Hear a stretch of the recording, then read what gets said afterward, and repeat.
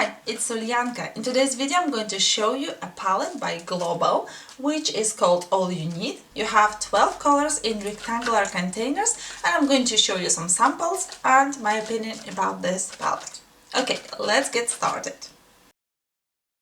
If you watched my videos before, more probably you will know one of the first things that I loved about this palette. I'm literally obsessed with square and rectangular containers. In addition to that, having a perfect complete set of colors makes this palette very attractive for those who want to buy a set with probably most used colors. When I was thinking whether I would like to add any color to this palette, I was thinking maybe of brown, but honestly, myself, when I was painting, I got brown maybe after a year or more after I actually started seriously painting.